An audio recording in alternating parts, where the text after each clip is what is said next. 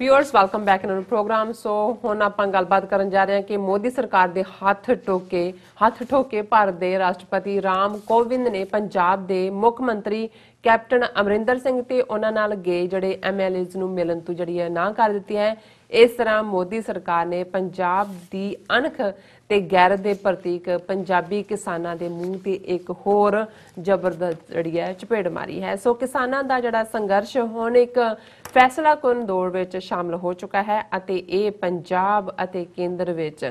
Are पार दी लड़ाई बन चुकी है। सो इस बारे विचार चर्चा करन जा रहे हैं। सो असीं चाहांगे कि तुसीं नाल इसी तरह ही जुड़े रहना। देखण सुणने तुहाडा सब दा बहुत बहुत शुक्रिया जी। डॉक्टर साहब की विचार ने इस मुद्दे बारे? देखो जिहड़ी गल असीं बार-बार दोहरा रहे हैं कि अज भी पंजाब दे विच किसान मुद्दिਆਂ ਨੂੰ अणगौलिया ही नहीं किया गया जी। ਉਹਨਾਂ ਨੂੰ ਹਿਊਮਿਲੇਟ ਕੀਤਾ ਜਾ ਰਿਹਾ ਹੈ, ਉਹਨਾਂ ਦੀ ਬੇਇੱਜ਼ਤੀ ਕੀਤੀ ਜਾ ਰਹੀ ਹੈ, ਜ਼ਖਮਾਂ ਤੇ ਲੂਣ ਛਿੜਕਿਆ ਜਾ ਰਿਹਾ ਹੈ। ਇਸ ਲਈ ਕਿਉਂਕਿ ਮੋਦੀ ਸਰਕਾਰ ਜਾਂ ਇਉਂ ਕਹੀਏ RSS ਸਿੱਖ ਕੌਮ ਨੂੰ ਇੱਕ ਵਾਰ ਫੇਰ ਸਬਕ ਸਿਖਾਉਣ ਦੀ ਰੌਂਚ ਹੈ। ਜੀ। ਕੱਲ੍ਹ ਅਸੀਂ ਇੱਕ ਕੰਪਲੀਟ ਸੈਗਮੈਂਟ ਕੀਤਾ ਸੀ ਕਿ ਨਾਨਾ ਦੇਸ਼ਮੁਖ ਜਿਹੜਾ RSS ਦਾ ਆਈਡੀਆਲੋਗ ਜਿਸ ਨੂੰ ਪਿਛਲੇ ਵਰੇ ਮੋਦੀ ਨੇ ਭਾਰਤ ਰਤਨ ਦਾ ਖਿਤਾਬ ਦਿੱਤਾ, ਉਹਨੇ ਨਵੰਬਰ 84 ਦੀ ਨਸਲਕੁਸ਼ੀ ਤੋਂ ਇੱਕਦਮ ਬਾਅਦ ਗੁਰੂ ਨਾਨਕ ਸਾਹਿਬ ਦੇ ਪ੍ਰਕਾਸ਼ ਪੁਰਬ ਮੌਕੇ 6 ਨਵੰਬਰ ਨੂੰ ਜਿਹੜਾ ਇੱਕ ਪੈਂਫਲੇਟ ਕੱਢ ਕੇ ਸਾਰੇ ਮੈਂਬਰ ਪਾਰਲੀਮੈਂਟ ਔਰ ਮੀਡੀਆ 'ਚ ਵੀ ਛਪਵਾਇਆ ਔਰ ਉਹਦਾ ਮਕਸਦ ਇਹੀ ਸੀ ਉਹਨੂੰ ਸਿੱਖ ਨਸਲਕੁਸ਼ੀ ਨੂੰ ਜਸਟੀਫਾਈ ਕਰਨਾ, ਇਹ ਕਹਿਣਾ ਕਿ ਸਿੱਖਸ ਆਸਕਡ ਫॉर ਇਟ। ਇਹ ਸਿੱਖਾਂ ਨੇ ਖੁਦ ਕਿਉਂਕਿ ਉਹ ਮੁੱਖ ਧਾਰਾ ਹਿੰਦੂਆਂ ਤੋਂ ਆਪਣਾ ਅੱਡ ਪਰਨਾਲਾ ਚਲਾਉਣਾ ਚਾਹੁੰਦੇ ਸੀ ਜਿਹੜਾ ਕਿ ਦੇਸ਼ ਭਗਤੀ ਨਹੀਂ ਹੈ ਔਰ ਇਸ ਦੀ ਉਹਨਾਂ ਨੂੰ ਸਜ਼ਾ ਮਿਲਣੀ ਬੜੀ ਜ਼ਰੂਰੀ ਸੀ ਔਰ ਉਹਨਾਂ ਨੂੰ ਉਹਨੇ ਸਲਾਹ ਦਿੱਤੀ ਕਿ ਤੁਸੀਂ ਇਹਨੂੰ ਰੱਬ ਦਾ ਭਾਣਾ ਮੰਨ ਕੇ ਐਕਸੈਪਟ ਕਰੋ ਔਰ ਮੁੱਖ ਧਾਰਾ ਹਿੰਦੂ ਤੋਂ ਬਚਾਓ।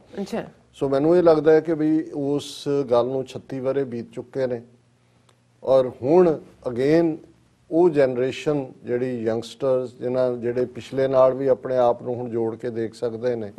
ਔਰ ਪੰਜਾਬ ਦੀ ਕਿਰਸਾਣੀ ਜਿਹੜਾ ਸਿੱਖੀ ਦੀ ਜੇ ਰੀੜ ਦੀ ਹੱਡੀ ਕਹਿਣਾ ਹੋਏ ਤਾਂ ਉਹ ਪੇਂਡੂ ਸਮਾਜ ਹੈ ਤੇ ਪੇਂਡੂ ਸਮਾਜ ਨੂੰ ਅੱਗੋਂ ਜੇ ਡਿਸਕ੍ਰਾਈਬ ਕਰਨਾ ਹੋਏ ਤਾਂ ਉਹ ਕਿਸਾਨ ਹੈ। ਸੋ ਜ਼ਾਹਰ ਹੈ ਕਿ ਇਹ ਹੁਣ ਰੀੜ ਦੀ ਹੱਡੀ ਜੇ ਤੁਸੀਂ ਕਿਸੇ ਦੀ ਤੋੜ ਦਿਓ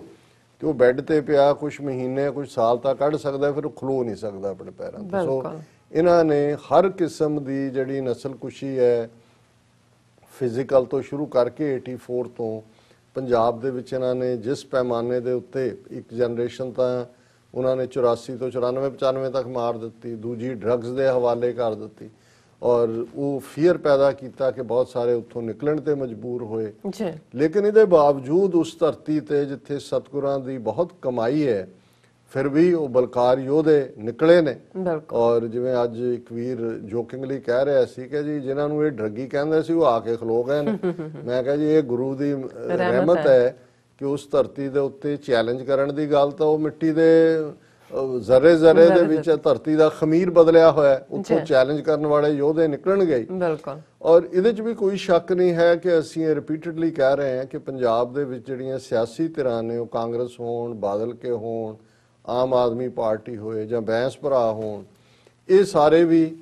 2022 ਦੀਆਂ ਚੋਣਾਂ ਇਹਨਾਂ ਦੇ ਸਾਹਮਣੇ ਨੇ ਔਰ ਇੱਕ ਇਮੀਡੀਏਟਲੀ ਇਹਨਾਂ ਨੂੰ ਹੁਣ ਆਪਣੇ ਲੋਕਾਂ ਨੂੰ ਜਾ ਕੇ ਫੇਸ ਕਰਨਾ ਔਖਾ ਲੱਗਦਾ ਹੈ। ਇਸ ਲਈ ਇਹ ਤੇਲ ਦੇਖੋ ਤੇਲ ਦੀ ਧਾਰ ਦੇਖੋ ਵਾਂਗ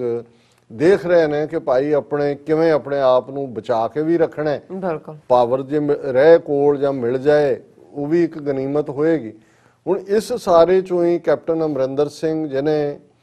ਕੋਈ ਸ਼ੱਕ ਨਹੀਂ ਹੈ ਕਿ ਕਿਵੇਂ ਕੈਨੇਡਾ ਤੋਂ ਗਏ डिफेंस मिनिस्टर हरजीत सिंह सज्जन ਨੂੰ ਮਿਲਣ ਤੋਂ ਨਾ ਕਰ ਦਿੱਤੀ, ਇਨਸਲਟ ਕੀਤਾ, ਕਿਵੇਂ ਕੈਨੇਡਾ ਦੇ ਸਿੱਖਾਂ ਨੂੰ ਖਾਲਿਸਤਾਨੀ ਉਹਨਾਂ ਦੇ ਚੁਣੇ ਮੈਂਬਰਾਂ 17 ਮੈਂਬਰ ਪਾਰਲੀਮੈਂਟ ਨੂੰ ਜਸਟਿਨ ਟਰੂਡੋ ਨੂੰ ਹੁਣ ਜਿਨ੍ਹਾਂ ਦੇ ਕਹਿਣ ਤੇ ਉਹ ਕਰ ਰਿਹਾ ਸੀ ਅਜੀਤ ਡੋਭਾਲ ਔਰ ਮੋਦੀ ਉਹਨਾਂ ਨੂੰ ਖੁਸ਼ ਕਰ ਰਿਹਾ ਸੀ। ਫਿਰ ਰੈਫਰੈਂਡਮ 2020 ਦੇ ਮੁੱਦੇ ਤੇ ਕਿਸ ਕਿਸਮ ਦੀਆਂ ਬਿਆਨਬਾਜ਼ੀਆਂ, ਕਰਤਾਰਪੁਰ ਕੋਰੀਡੋਰ ਦੇ ਮੁੱਦੇ ਤੇ ਕਿਸ ਕਿਸਮ ਦਾ ਸਟੈਂਡ, ਉਹਦਾ ਜਿਹੜਾ ਥਾਪਿਆ ਹੋਇਆ ਦਿਨਕਰ DGP ਉਹਦਾ ਇਹ ਕਹਿਣਾ ਕਿ 6 ਘੰਟੇ 'ਚ ਕਰਤਾਰਪੁਰ ਤੋਂ ਦਹਿਸ਼ਤਗਰਦ ਬਣ ਕੇ ਆ ਜਾਂਦਾ। ਇਹਦੇ ਬਾਵਜੂਦ ਇਹ ਗੱਲ ਟ੍ਰੇਡਰਸ ਨੂੰ, ਵਿਕਾਊ ਲੋਕਾਂ ਨੂੰ ਯਾਦ ਰੱਖਣੀ ਚਾਹੀਦੀ ਹੈ ਕਿ ਜਿਹੜਾ ਤੁਹਾਨੂੰ ਖਰੀਦ ਕੇ ਜਾਂ ਜਿਹਦੇ ਸਾਹਮਣੇ ਤੁਸੀਂ ਵਿਕੇ ਹੁੰਦੇ ਹੋ, ਤੁਹਾਡੇ ਆਪਣੇ ਲੋਕਾਂ ਦੇ ਖਿਲਾਫ ਤੁਸੀਂ ਖੜੇ ਹੋ ਸਕਦੇ ਹੋ, ਉਹ ਤੁਹਾਨੂੰ ਇੱਕ ਨੈਪਕਿਨ ਪੇਪਰ ਤੋਂ ਵੱਧ ਕੇ ਕੁਝ ਨਹੀਂ ਸਮਝਦਾ, ਇੱਕ ਟਰੈਸ਼ ਤੋਂ ਵੱਧ ਕੇ ਕੁਝ ਨਹੀਂ ਸਮਝਦਾ, ਕਿਉਂਕਿ ਉਹਨੂੰ ਪਤਾ ਹੁੰਦਾ ਹੈ ਕਿ ਤੁਸੀਂ ਜੇ ਆਪਣੇ ਲੋਕਾਂ ਦੇ ਖਿਲਾਫ ਭੁਗਤ ਸਕਦੇ ਹੋ ਤਾਕਤ ਔਰ ਪੈਸੇ ਦੇ ਲਈ, ਤੇ ਤੁਹਾਡੀ ਕੋਈ ਔਕਾਤ ਨਹੀਂ।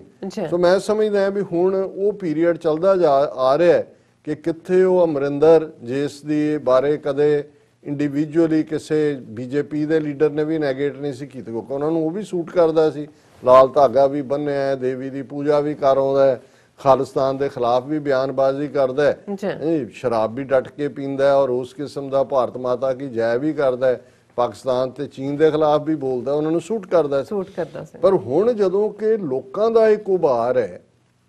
ਔਰ ਇਹਨਾਂ ਦੇ ਲਈ ਉਸ ਦੇ ਸਾਹਮਣੇ ਖਲੋਣਾ ਔਖਾ ਹੈ, ਭਾਵੇਂ ਪੋਸਚਰਿੰਗ ਹੀ ਕਰ ਰਹੇ ਨੇ, ਪਰ ਹੁਣ ਦੂਜੇ ਪਾਸੇ ਜਿਹੜੇ ਉਹਨਾਂ ਦੇ ਬੈਠੇ ਨੇ ਆਕਾ, ਜੇ ਉਹਨਾਂ ਨੇ ਇਹ ਪਲਾਨ ਕੀਤਾ ਹੋਇਆ ਵੀ ਸਿੱਖਾਂ ਨੂੰ ਸਬਕ ਸਿਖਾਉਣਾ ਹੈ, ਤੇ ਉਹਨਾਂ ਦੇ ਲਈ ਅਮਰਿੰਦਰ ਜਾਂ ਬਾਦਲ ਜਾਂ ਦੂਜੇ ਤਾਂ ਕੋਈ ਮੈਟਰ ਹੀ ਨਹੀਂ ਕਰਦੇ, ਉਹ ਆਪਣੀ ਖੇਡ ਖੇਡ ਰਹੇ ਨੇ। ਔਰ ਮੈਂ ਸਮਝਦਾ ਹਾਂ ਵੀ ਇੱਕ ਜਿਹਨੂੰ ਪਬਲਿਕ ਹਿਊਮਿਲੇਸ਼ਨ ਅਸੀਂ ਕਹਿ ਸਕਦੇ ਹਾਂ, ਹਰ ਇੱਕ ਨੂੰ ਪਤਾ ਹੈ ਰਾਮ ਕੋਵਿੰਦ ਰਾਸ਼ਟਰਪਤੀ, ਉਹਦੀ ਕੀ ਔਕਾਤ ਹੈ, ਤਾਂ ਮੰਦਰ ਦੇ ਦਰਸ਼ਨਾਂ ਨੂੰ ਉਹ ਆਪਣੀ ਘਰ ਵਾਲੀ ਨਾਲ ਨਹੀਂ ਜਾਣ ਦਿੱਤਾ, ਪੌੜੀਆਂ ਤੋਂ ਵਾਪਸ ਮੋੜਤਾ ਵੀ ਤੂੰ ਸ਼ੂਦਰ ਹੈ। ਆਪਣੇ ਦਲਿਤ ਭਾਈਚਾਰੇ ਨਾਲ ਕੀ ਹੋਇਆ, ਕੀ ਹੋ ਰਿਹਾ, ਉਹਦੇ ਤੇ ਉਹਨੇ ਕਦੇ ਆਵਾਜ਼ ਨਹੀਂ ਚੁੱਕੀ। ਲੇਕਿਨ ਕੁਝ ਚੀਜ਼ਾਂ ਫਿਰ ਵੀ, ਤੁਸੀਂ ਜਿਹਨੂੰ ਸੋ ਕਾਲ ਜਮਹੂਰੀਅਤ ਵੀ ਕਹਿੰਦੇ ਹੋ, ਹੁਣ ਜੇ ਕੈਪਟਨ ਅਮਰਿੰਦਰ ਸਿੰਘ ਜਿਹੜਾ ਆਪਣੇ 80 MLA ਦੇ ਨਾਲ ਆਲਮੋਸਟ 2/3 ਮੈਜੋਰਿਟੀ ਕਾਂਗਰਸ ਦੇ ਕੋਲ ਹੈ, ਉਹ 3 ਹਫ਼ਤੇ ਪਹਿਲਾਂ ਜਦੋਂ ਇਹ ਹੁੰਦਾ ਹੈ, ਬਿੱਲ ਪਾਸ ਹੁੰਦੇ ਨੇ, ਮਿਲਣ ਲਈ ਵਕਤ ਮੰਗਦਾ ਹੈ ਕਿ 2 ਤੋਂ 5 ਨਵੰਬਰ ਦੇ ਵਿੱਚ ਅਸੀਂ ਪ੍ਰੈਜ਼ੀਡੈਂਟ ਨੂੰ ਮਿਲਾਂਗੇ, ਗਵਰਨਰ ਬਿੱਲਾਂ ਦੇ ਉੱਤੇ ਬੈਠਾ ਹੈ ਪੰਜਾਬ ਦਾ, ਕਿਉਂਕਿ ਉਹਨੇ ਸਾਈਨ ਕਰਕੇ ਸੈਂਟਰ ਨੂੰ ਭੇਜਣੇ ਨੇ, ਉਹ ਦਿੱਲੀ ਪਹੁੰਚ ਜਾਂਦਾ ਹੈ ਅਮਰਿੰਦਰ, ਔਰ ਰਾਸ਼ਟਰਪਤੀ ਮਿਲਣ ਤੋਂ ਨਾ ਕਰ ਦਿੰਦਾ।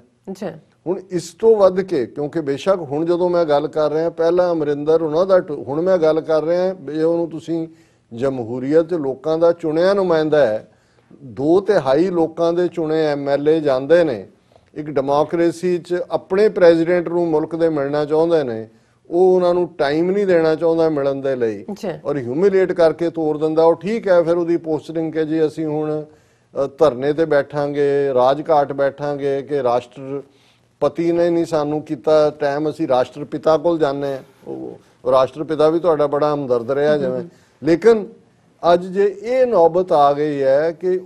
ਜਿਸ ਮੁਲਕ ਦੇ ਪ੍ਰੈਜ਼ੀਡੈਂਟ ਦੇ ਕੋਲ ਆਪਣੇ ਇੱਕ ਸੂਬੇ ਦੇ ਚੀਫ ਮਿਨਿਸਟਰ ਤੇ 2/3 ਉਹਨਾਂ ਦੇ ਲੋਕਾਂ ਦੇ ਇਲੈਕਟਿਡ ਨੁਮਾਇੰਦਿਆਂ ਨੂੰ ਮਿਲਣ ਦਾ 5 ਮਿੰਟ ਦਾ ਵਕਤ ਨਹੀਂ ਹੈ, ਉਹ ਭਾਈ ਇਹ ਕਹੋ ਵੀ ਇਸ ਮੁਲਕ ਤੋਂ ਅਸੀਂ ਕੀ ਲੈਣਾ ਵੀ ਬੰਦ ਕਰੋ। ਹੁਣ ਮੰਗੇ ਕਿ ਇਹਦੇ ਬਾਵਜੂਦ ਕਿ ਇਹ ਪੰਜਾਬ ਨੇ ਔਰ ਕਿਸਾਨਾਂ ਨੇ ਕਿਹਾ ਜੀ ਠੀਕ ਹੈ ਮਾਲ ਗੱਡੀਆਂ ਆ ਸਕਦੀਆਂ, ਅਸੀਂ ਨਹੀਂ, ਅੱਜ 6 ਦਿਨ ਹੋ ਗਏ ਨੇ ਔਰ ਨਤੀਜਾ ਇਹ ਹੈ ਕਿ ਬਈ ਪਾਵਰ ਸ਼ਟ ਵੀ ਪੰਜਾਬ 'ਚ ਹੋਣ ਜਾ ਰਹੀ ਹੈ, ਕੋਲ ਪ੍ਰੋਬਲਮ ਵੀ ਖੜੀ ਹੈ ਔਰ ਉਹਨਾਂ ਦੇ ਕੋਈ ਟਸ ਤੋਂ ਮਸ ਨਹੀਂ ਹੋਇਆ। ਔਰ ਕੱਲਾ ਇਹੀ ਨਹੀਂ ਹੈ, ਪੰਜਾਬ ਫਾਰਮਸਟਰ ਹਿਟਸ ਹਿਮਾਚਲ's BBN industry hard, supply of raw material, finished goods disrupted, pharma textile units most affected। ਹੁਣ ਜਿਹੜੀ ਹਿਮਾਚਲ ਨੂੰ ਇਹਨਾਂ ਨੇ ਟੈਕਸ ਰਾਹਤ ਦੇ ਕੇ ਪੰਜਾਬ ਦੀਆਂ ਫੈਕਟਰੀਆਂ ਉਧਰ ਭਜਾਈਆਂ ਹੋਈਆਂ, ਕੋਈ ਵੱਡੀ ਉਹਨੂੰ ਕਹਿੰਦੇ ਨੇ, ਉੱਥੇ ਹੈ ਸੋਲਨ ਦੇ ਨੇੜੇ ਸਾਰੀ। ਹੁਣ ਸਪਲਾਈ ਤਾਂ ਹੁਣ ਹਿਮਾਚਲ 'ਚ ਕੋਈ ਉੱਤੋਂ ਤਾਂ ਨਹੀਂ ਡੇਗਣਾ ਹੈ, ਉਹਨਾਂ ਨੇ ਜਹਾਜ਼ਾਂ ਤੇ, ਟ੍ਰੇਨਾਂ ਤਾਂ ਉੱਥੋਂ ਦੀ ਜਾਣੀ ਹੈ। ਜੇ ਹੁਣ ਗੂਡਸ ਟ੍ਰੇਨ ਪੰਜਾਬ 'ਚ ਹੀ ਨਹੀਂ ਆ ਰਹੀਆਂ ਤੇ ਜਿਹੜੀਆਂ ਉੱਥੋਂ ਜਾਂ ਪੰਜਾਬ 'ਚੋਂ ਸਪਲਾਈ ਲੈ ਕੇ ਜਾਣਾ ਉਹ ਵੀ ਬੰਦ ਨੇ, ਹੁਣ ਉਹ ਵੀ ਕਰ ਰਹੇ ਨੇ। ਲੇਕਿਨ ਇਹਦੇ ਬਾਵਜੂਦ ਕਿ ਇੱਕ ਪਾਸੇ ਅੱਜ ਜਦੋਂ ਬਿਹਾਰ ਚੋਣਾਂ ਹੋ ਰਹੀਆਂ ਨੇ, ਉਹਦਾ ਸੈਕੰਡ ਫੇਜ਼ ਚੱਲ ਰਿਹਾ ਹੈ, ਵੱਡਾ ਇਸ਼ੂ ਰੁਜ਼ਗਾਰ ਦਾ ਬਣਿਆ ਹੋਇਆ। ਜਿਵੇਂ ਅਸੀਂ ਅਮਰੀਕਾ ਦੀ ਇਲੈਕਸ਼ਨਾਂ ਦੀ ਗੱਲ ਕੀਤੀ ਕਿ ਮੇਨ ਜਿਹੜੇ 31% ਲੋਕ ਇਕਨੋਮੀ ਬਾਰੇ ਕੰਸਰਨਡ ਨੇ, ਤੇ ਜੇ ਦੇਸ਼ ਦੀ ਹਕੂਮਤ ਸੈਂਟਰ ਦੇ ਵਿੱਚ ਬੈਠੀ ਨੂੰ ਫਾਰਮਰਸ ਦੀ ਗੱਲ ਤਾਂ ਛੱਡੋ, ਈਵਨ ਨੇਬਰਿੰਗ ਸਟੇਟਾਂ ਦੀ ਇਕਨੋਮੀ ਵੀ ਇਹਦੇ ਨਾਲ ਪ੍ਰਭਾਵਿਤ ਹੋ ਰਹੀ ਹੈ, ਇਹਦਾ ਫਿਕਰ ਨਹੀਂ ਹੈ। ਔਰ ਉਹਨਾਂ ਦਾ ਜਿਹੜਾ ਪੰਜਾਬ ਦਾ ਚੀਫ ਹੈ BJP ਦਾ ਚੁੱਗ, ਉਹ ਇਹ ਕਹਿ ਰਿਹਾ ਕਿ ਜੀ ਇਹ ਜਿਹੜਾ ਕਿਸਾਨ ਜਿਹੜੇ ਨੇ ਇਹ ਕਿਸਾਨ ਨਹੀਂ ਹੈਗੇ, ਇਹ ਤਾਂ ਸ਼ਹਿਰੀ ਨਕਸਲੀ ਨੇ ਔਰ ਇਹ ਅਮਰਿੰਦਰ ਨੇ, ਪੰਜਾਬ ਕਾਂਗਰਸ ਨੇ ਸ਼ਹਿਰੀ ਨਕਸਲੀਆਂ ਨਾਲ ਹੱਥ ਮਿਲਾਇਆ ਹੋਇਆ ਔਰ ਇਹ ਖੇਤੀ ਕਾਨੂੰਨਾਂ ਬਾਰੇ ਕਿਸਾਨਾਂ ਨੂੰ ਗੁੰਮਰਾਹ ਕਰ ਰਹੇ ਨੇ ਨਕਸਲੀ ਔਰ ਇਹਨਾਂ ਦਾ ਗੱਠਜੋੜ ਹੈ ਔਰ ਇਹ ਜਿਹੜੇ ਨੇ ਕਿਸਾਨਾਂ ਨੂੰ ਨਫ਼ਰਤ ਭਰੇ ਕਾਰੇ ਕਰਨ ਤੇ ਰੇਲ ਰੋਕਣ ਲਈ ਉਕਸਾ ਰਹੇ ਨੇ ਔਰ ਉਹਨਾਂ ਨੇ ਕਿਹਾ ਜੀ ਆ ਜਿਹੜਾ ਧਰਨਾ ਦੇਣਾ ਹੈ ਇਹ ਵੀ ਜਿਹੜਾ ਹੈ ਇਹ ਦੇਸ਼ ਦੇ ਖਿਲਾਫ ਹੈ ਔਰ ਇਹ ਸੂਬੇ ਨੂੰ ਐਨਾਰਕੀ ਕਿਓਸ ਜਿਹਨੂੰ ਅਰਾਜਕਤਾ ਕਹਿੰਦੇ ਨੇ ਉਹਦੇ ਵੱਲ ਜਿਹੜਾ ਖਿੱਚਣ ਦੀ ਲਾਈਨ ਹੈ ਔਰ ਇਹ ਜਿਹੜਾ ਸਾਰਾ ਉਹਨਾਂ ਨੇ ਕਿਹਾ ਕਿ ਵੀ ਜੇ ਤੁਸੀਂ ਖੁਦ ਨਹੀਂ ਕਾਨੂੰਨ ਵਿਵਸਥਾ ਕਾਇਮ ਰੱਖ ਸਕਦੇ ਫਿਰ ਸੈਂਟਰ ਨੂੰ ਜਿਹੜਾ ਉਹ ਦੋਸ਼ ਨਾ ਦੇਣਾ। ਸੋ ਇਹ ਜਿਹੜੀ ਗੱਲ ਇੱਕ ਸ਼ੁਰੂ ਤੋਂ ਕਹੀ ਜਾਂਦੀ ਸੀ ਕਿ ਪੰਜਾਬ ਦੇ ਵਿੱਚ ਪ੍ਰੈਜ਼ੀਡੈਂਟ ਰੂਲ ਆ ਸਕਦਾ ਹੈ ਬਿਲਕੁਲ ਔਰ ਹੁਣ ਜਦੋਂ ਕਿ ਉਹੀ ਅਮਰਿੰਦਰ ਡਾਰਲਿੰਗ ਸੀ ਇਹਨਾਂ ਦਾ ਔਰ ਉਹਨਾਂ ਨੂੰ ਕੋਈ ਨਹੀਂ ਸੀ। ਹੁਣ 2 ਦਿਨ ਪਹਿਲੇ ਸੁਬਰਾਮਨੀਅਮ ਸਵਾਮੀ ਨੇ ਇੱਕ ਵੀਡੀਓ ਰਿਲੀਜ਼ ਕੀਤੀ ਹੈ ਅਮਰਿੰਦਰ ਜਿਹਦੇ 'ਚ ਅਰੂਸਾ ਆਲਮ ਕੋਈ ਹੋਰ ਗਾਇਕਾ ਆਈ ਹੋਈ ਹੈ ਉਹ ਔਰ ਸ਼ਰਾਬ ਦੇ ਦੌਰ ਚੱਲ ਰਹੇ ਨੇ ਔਰ ਉਹਨੇ ਕਿਹਾ ਜੀ ਇਨਕੁਆਇਰੀ ਕਰਾਓ ਕਿ ਬਈ ਇਹ ਰਾਹ ਇਨਕੁਆਇਰੀ ਕਰੇ ਕਿ ਬਈ ਇਹ ਕਿੰਨਾ ਇੰਟੈਲੀਜੈਂਸ ਲੈਬਸ ਹੈ। ਹੁਣ ਉਹ ਸਾਰਾ ਕੁਝ ਯਾਦ ਆ ਰਿਹਾ ਇਹਨਾਂ ਨੂੰ ਕਿ ਇੰਟੈਲੀਜੈਂਸ ਲੈਬਸ ਹੈ। ਅਰੂਸਾ ਆਲਮ ਕਿਹੜੀ ਅੱਜ ਦੀ ਆਈ ਹੋਈ ਹੈ ਉਹ ਤਾਂ ਬੈਠੀ ਉੱਥੇ ਲੇਕਿਨ ਜਦੋਂ ਤੱਕ ਉਹ ਡਾਰਲਿੰਗ ਹੁਣ ਉਹਨਾਂ ਨੂੰ ਲੱਗਦਾ ਹੈ ਦੇਖਣ ਵਾਲੀ ਗੱਲ ਇਹ ਹੋਏਗੀ ਕਿ ਹੁਣ ਊਂਠ ਕਿਸ ਕਰਵਟ ਬੈਠਦਾ ਹੈ। ਪਰ ਮੈਨੂੰ ਇਹ ਲੱਗਦਾ ਹੈ ਕਿ ਬਈ ਸਾਡੇ ਲਈ ਇਹ ਬੜਾ ਕਲੀਅਰ ਹੈ ਕਿ ਆਰ ਪਾਰ ਦੀ ਲੜਾਈ ਹੈ ਔਰ ਜਿਹੜਾ ਇਸ ਦੇ ਵਿੱਚ ਅਲਟੀਮੇਟਲੀ